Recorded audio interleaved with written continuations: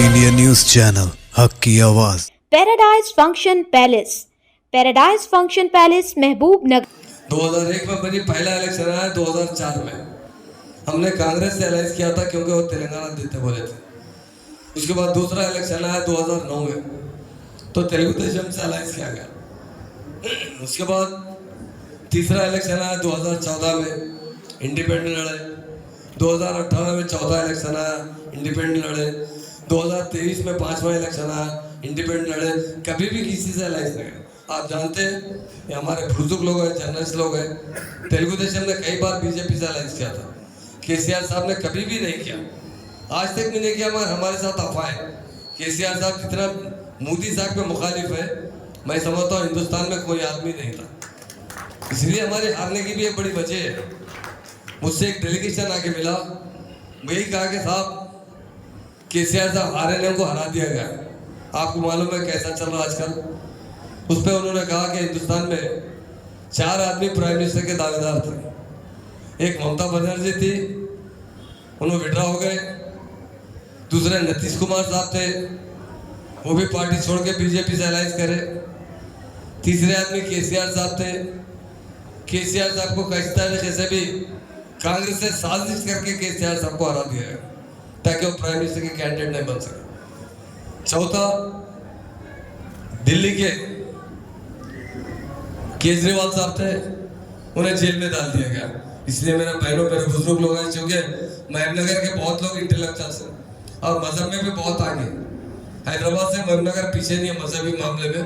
बड़े बड़े उलमा लोग यहाँ पर हैं। इसलिए बताना चाह रहा हूँ, ये एक रूमर फैलाया जा रहा है क्या बोलते हो केसीआर साहब अलायंस कर सकते हैं। मैं आपसे कहता हूँ, मरने पर भी कभी अलायंस नहीं करेंगे। ये केसीआर साहब का वायदा है। इस मरतबा बड़ी कोशिश की गई क्योंकि हम हार गए थे। उन्होंने कहा कि अगर हमारे साथ उनके साथ जाएंगे तो वो 8 सीट ले लेंगे, मगर उल्टा हो गया इसका। आप लोग समझते हैं हमारे बहुत से, क्योंकि यूपी के अंदर मुसलमानों को बहुत काटा गया, दाढ़ियाँ काटे गई, मदरसे बंद किए गए, जेलों में बंद किया गया। वहाँ के उलमा बार बार अपील कर रहे थे कि बीजेपी को हटाना चाहिए, और हम भी अपील कर रहे हैं बीजेपी को हटाना चाहिए। आज का जो इलेक्शन एमपी का हो रहा है, मैं इसलिए बताना चाहता हूँ, श्रीनिवास गौड़ ने बहुत पता है डेवलपमेंट में, बोले तो शाम तक होती इतना डेवलपमेंट है। मगर ये कांग्रेस हमारे साथ जो धोखा किए, मैं आपसे बताता हूँ, 1956 में हमारी स्टेट को आंध्रा में मिला क्या करे, 3 टुकड़े कर दिए थे। एक टुकड़ा हमें आंध्रा में मिलाएगा, बड़ा टुकड़ा, 2 टुकड़े महाराष्ट्र कर्नाटक। उसके बाद हमारी जबान खींची गई। हमारे पास सीलिंग एक्ट लागू किया गया क्योंकि हम यहाँ एक नहीं 300 साल हुकूमत किए थे।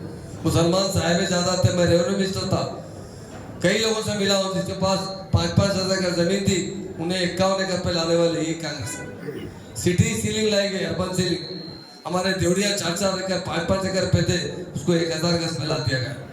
हमारी तालीम कीजिएगा। मैं एक ही बात पूछता हूँ, क्योंकि यहाँ पे बहुत बड़े बड़े बुजुर्ग लोग बैठे हुए। केसीआर साहब ने सिर्फ 2 साल के अंदर 204 रेजिडेंशियल स्कूल खोले और 1,40,000 मुस्लिम लड़के और लड़कियों को तालीम दे रहे। कांग्रेस क्या करे, 50 साल हुकूमत करे हमारे पास, 1-2 साल नहीं की, 50 साल हुकूमत की। सिर्फ 12 रेजिडेंशियल स्कूल थे जिसमें 1200 बच्चे पढ़ते थे। मैं पूछना चाहता हूँ, हमारे उलमा से पूछना चाहता हूँ, लोग यूपी के उलमा की बात पे हमारे उलमा भी उन पर अमल कर रहे हैं। यहाँ जरूरत नहीं है, यूपी में कत्लेआम हुआ था, दाढ़ियाँ काट दी गई थी, यहाँ अमन से रहते थे, सुकून से रहते थे। हमें बीआरएस पार्टी चाहिए जो आपकी पार्टी है। ये कांग्रेस पार्टी दिल्ली पार्टी है, बीजेपी पार्टी दिल्ली पार्टी है। बीजेपी की तो हम वोट नहीं डालते क्योंकि हम खुद समझते हैं कि हम पार्टी बदलना चाहिए, चूंकि हिंदुस्तान तरक्की के बजाय मजहब की बुनियाद पर बढ़ रहा है। जो मुल्क मजहब की बुनियाद पर बढ़ जाए बर्बाद हो जाता है, टुकड़े हो जाते हैं। आप देखेंगे ये हालात चलते रहेंगे, हिंदुस्तान के 50 टुकड़े हो जाएंगे, क्योंकि मिलजुल के रहने में एक जगह रह सकता है हिंदुस्तान। ऐसा नहीं है कि 25-30 करोड़ आवाम को नजरअंदाज कर दिया जाए। एनआरसी का रेवंत रेड्डी साहब से, हमारे चीफ मिनिस्टर से कहता हूँ कि जो जर्नलिस्ट है वही केसीआर साहब से कहता हूँ, केसीआर साहब पार्लियामेंट में बिल पास कर, क्या तेलंगाना के अंदर सीट आपको चाहने वाला है, आपको तरक्की दिलाने वाला है तो केसीआर साहब। आप लोगों पर लोकल इलेक्शन नहीं है ना भाई, ये एमपी इलेक्शन है। एमपी इलेक्शन में हम बीआरएस पार्टी क्या करेगी यार, बीआरएस पार्टी वो काम करेगी जो कांग्रेस ने करेगी। लोग हमें खामखा बीजेपी से रिश्ता जोड़ते हैं। ये कौन जोड़ते हैं? कांग्रेस वाले जोड़ते हैं। और आपको मैं बताऊंगा, हमारे इस इलेक्शन में तेलंगाना के अंदर एक तो असद साहब की सीट है, उसमें भी आप 2 दिन पहले का स्टेटमेंट, कल का स्टेटमेंट देख चुके। कांग्रेस का क्या स्टेटमेंट था? बीजेपी की पार्टी से जोड़ा गया था। केसीआर साहब कभी नहीं गए, असद साहब की इज्जत की उन्होंने कहा असद साहब हमारा तेलंगाना का चमकता सितारा है, चमक दे दो, सारे हिंदुस्तान में जाने दो, बोलने वाले केसीआर साहब। इसलिए मेरे भाइयों बहनों, मैं 2-3 बात यही बताना चाहता हूँ। सबसे बड़ी फिरका पर जमात बीजेपी है, उसके साथ है तो कांग्रेस है। आज 8-8 सीट पे ये लोग कॉम्प्रोमाइज कर लिए दोनों मिलकर। आप समझ रहे हैं, अरे कांग्रेस को वोट डालेंगे तो बीजेपी खत्म हो जाएगी। अरे तेलंगाना में 8 कैंडिडेट को जिताने वाली कांग्रेस पार्टी है, बीजेपी के कैंडिडेट। ये इंटरनल जो है एक अलायंस किया गया कि कैसा भी 8 उन्होंने ले लेंगे, 8 देंगे, कैसा भाई ले लेंगे, पूरा खत्म। ऐसा नहीं है। मैं आपको बताऊंगा, गली गली में बिहार का नारा है, लोग किसान परेशान है। कोई बात भी आपसे एक बात बोलता हूँ, रेवंत रेड्डी इंडिया में 2 आदमी है, नंबर 1 के झूठे है। एक है तो मोदी है, उसका दूसरा भाई है तो रेवंत रेड्डी।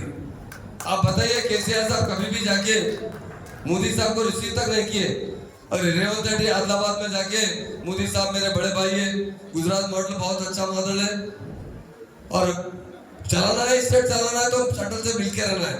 मगर केसीआर साहब कभी नहीं बोले मोदी साहब मेरा बड़ा भाई। अरे मोदी साहब अकल नहीं है तो अकल वालों से अकल ले। तुम्हारे को जब समझ में नहीं आ रहा तो समझदार लोगों से मशवरा करो। देश ऐसा नहीं चल सकता, देश को चलाना सीखो, सेकुलरिज्म से चलाना सीखो।